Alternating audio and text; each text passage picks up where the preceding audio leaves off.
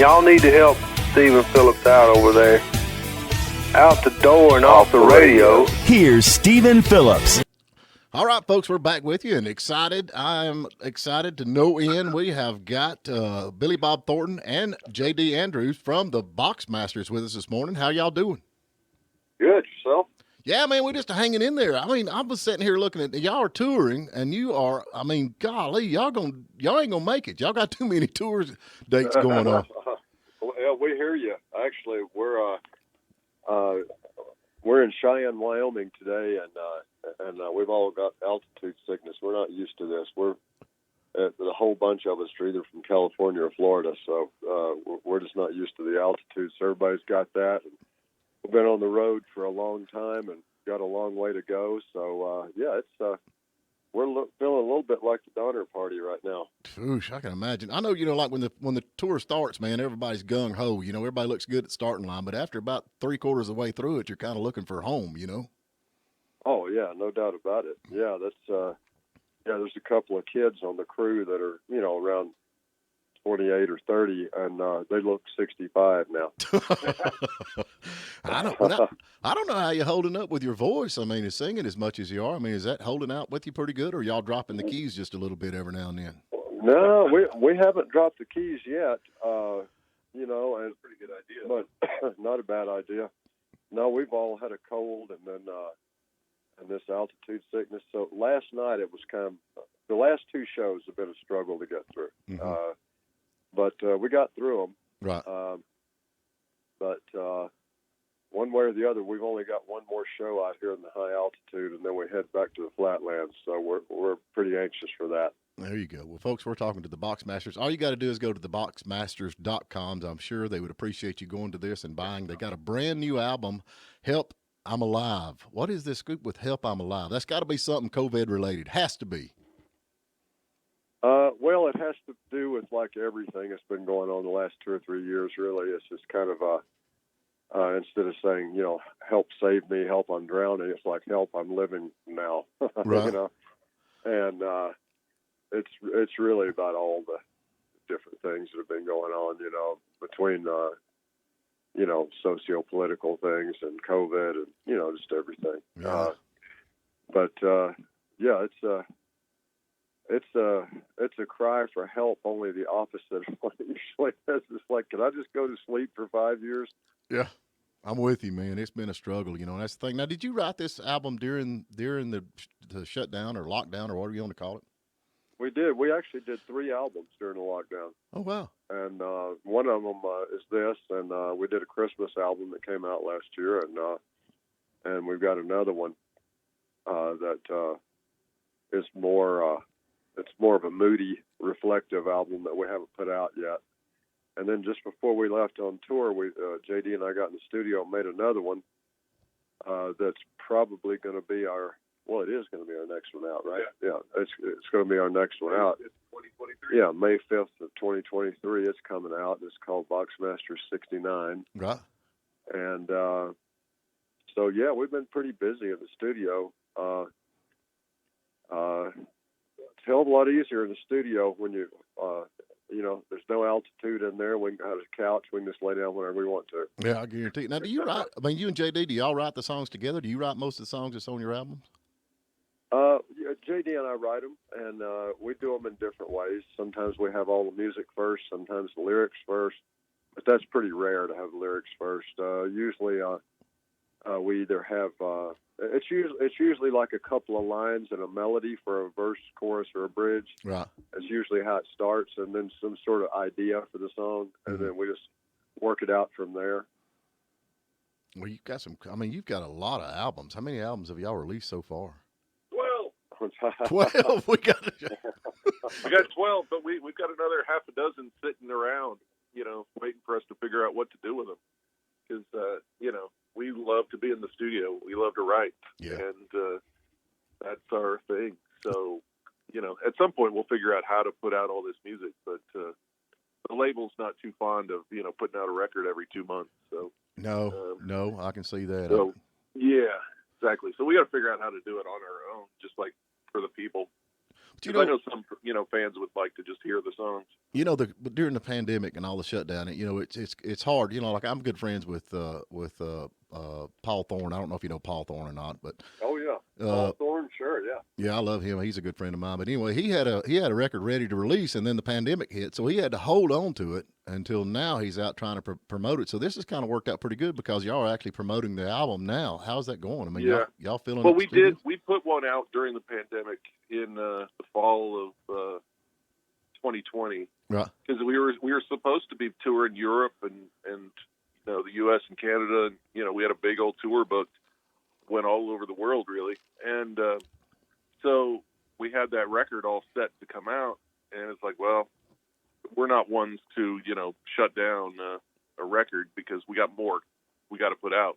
Right. So we did one. We put out one called Light Rays, and for a band like us, it's hard to sell a record just on the websites or in a couple of record stores that are out there in the country still.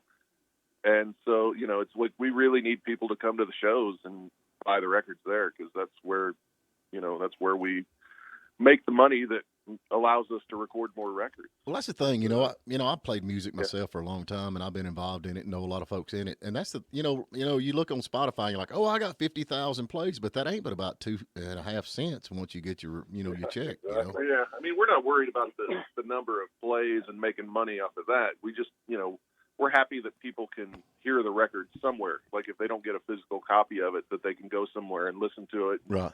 Hear everything that we've done. It's all there.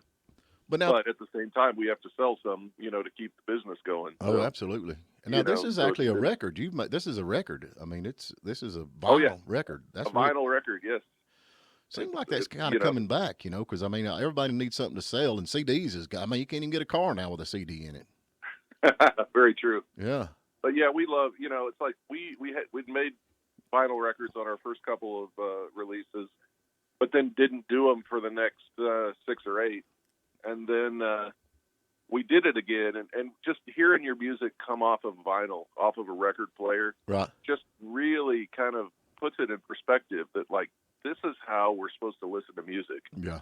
And, everything, like all those rough edges are shined off, and, it's just so much more listening, like a fulfilled listening experience. And, we're big fans of that, and that's how we grew up listening to music, and, we hope everybody else experiences that too.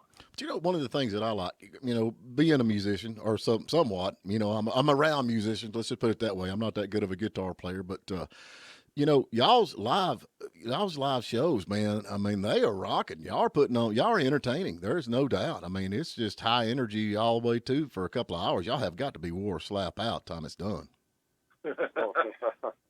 Yeah, it's that's the thing. I mean, if we were doing like James Taylor songs or something, it'd probably be a lot easier. But it's like you said, it's pretty high energy. I mean, we're some of our music live almost borders on a punk band. Yeah. So it's not easy to get through it, and we scream when we sing too sometimes. So. It's tough, but we love being out here with the people, and doing shows. It's pretty great. I mean, as long as like I said, right now it's a little rough because we're in this altitude and everybody's puny. But right. But when we're not, it's it's a hell of a time out here, and we got a real close knit group of people, and all that. But it's something. That makes a lot for being on the road to be able to get along with the folks you're with. There ain't no doubt. But I think y'all need a few more speakers up on the stage. I don't think y'all got enough speakers up there. Yeah, I think we need 6 or 8 more. Yeah. I mean, what do you got, 12? So 12 or 15? I don't know. I thought, good Lord. So there's one thing you never hear the guitar player say, hey, you think I should turn down? Oh, yeah. No, you don't ever hear that. Not at all. So let me ask you a question. The Boxmasters, where did the name the Boxmasters come from? Well, it's JD just said exactly where you think it came from. It actually, we wanted the name of the band since the music we write is so influenced by the '60s, Right. And we're very influenced by, you know, the Box Tops and the Kinks and the Animals. It was always the something, Joe. We wanted the name to sound, you know, like a 60s band. And so that logo and that name, you know, fit that perfectly. But it actually came from, we have, when we go out live, we have, you know, guys that play with us. You know, it's just me and JD that make the records. So I play the drums on the records. But live, we have to have a guy. And we had a guy for years, Mike Bruce, who lives in Atlanta. He used to call of somebody very close to me the Boxmaster, and it was a word we used to use in the South, you know, in the 60s and 70s for a playboy. Right. Yeah. Yeah, I'm with you. We follow. I'm not the sharpest tool in the shed, but anyway, folks, we're talking to Billy Bob Thornton and JD. Andrew, and y'all go to the Boxmasters.com and you can check out all the stuff. And they're coming actually to Georgia on June the 6th. They'll be at the Buckhead Theater. And then June 7th, they're going to be at the Bayou Theater in Knoxville, Tennessee. So y'all going to be down south Georgia, or the south with us, where you got sweet tea and fried chicken. Yeah, exactly. Well, we can't wait. We want some humidity. Yeah, I'm with you, man. I guess. I'd say y'all, you know, from California, that cold weather and all that don't go too good with your skin there. Golly, let me tell you, we've been up here in the, you know, I guess what they call the Plains states, I guess. Right. You know, we're Montana and Wyoming and all this for a while, and it's, we're about to run out of air. Ooh, I know the feeling, man. I guarantee it. But now let me ask you something. Y'all have, you know, on your website, you talk about Kris Kristofferson and John Prine. Have you ever worked with John Prine and Kris Kristofferson? Have y'all worked with them much as far as music? Well, let's see. Prine and I worked together actually in a film. He played my brother in a movie called Daddy and Them, which anybody from the South ought to see that one. Mm-hmm. Because I don't think many people north of the Mason-Dixon line understand it. But one way or the other, Prine and I go way back. Mm-hmm. And, you know, it was just, it was a real tragedy losing him, recently. And, but I thought he's one of the greatest. Those two guys, recently mentioned them, is like, they were true poets, or, you know, always. You know, Kris, I don't know how much he's writing these days, but in other words, I knew both of them very, very well. Yeah. And you know, hung out with them. They were almost like mentors and old big brothers to me. And we never actually wrote songs together, but one of Kris's favorite songs is a song that I wrote called The Boy Is Gone. Right. And he said that in an article one time, and we were, he and I did a joint article together one time for a magazine about songwriting or something, and we were playing. Well, I take it back. We were playing in Paso Robles, California, about 20 years ago, before the Boxmasters, and we were playing at the State Fair, and Kris was there that day, and he came back and saw us before on stage, and we set up a little surprise for the audience, and we did Bobby McGee, which we didn't play, but we played it anyhow. Yeah. And so we did Bobby McGee, and I sang the first verse, and then Kris came walking out and finished the song out with me. Oh, I bet that just raised the roof. That was pretty special, you know. Yeah. And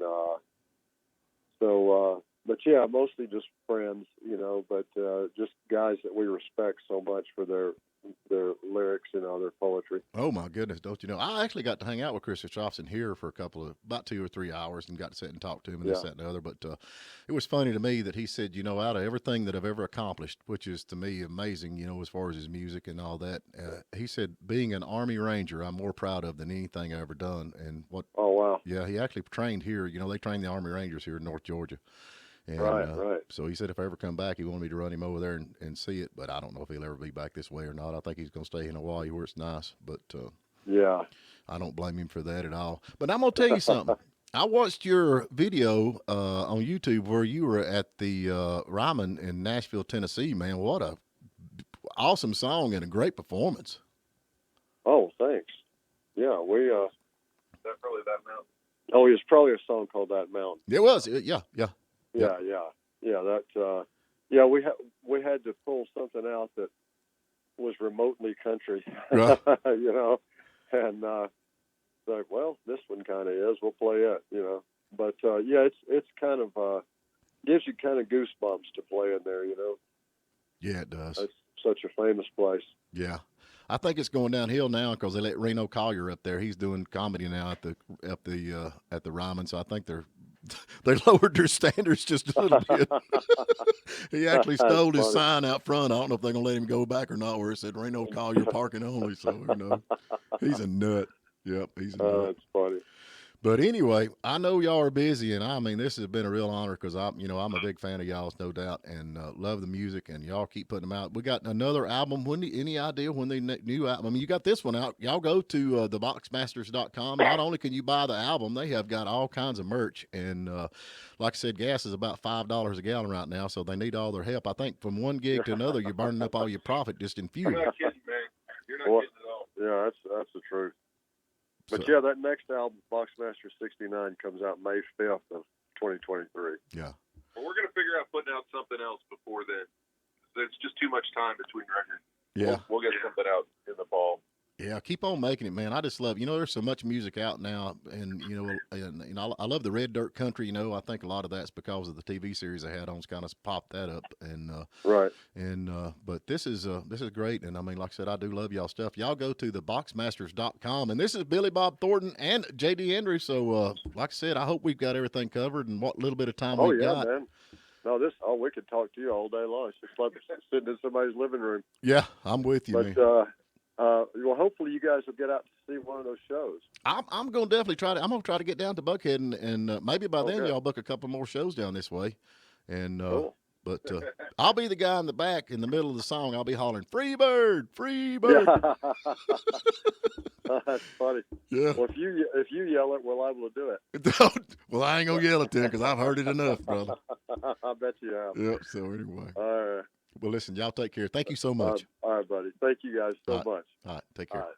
Thank you for spending a little time with us. And remember, you can tune in every morning at WJULradio.com at 8 a.m. Eastern. And please subscribe to our YouTube channel and like us on Facebook, The Morning Dish.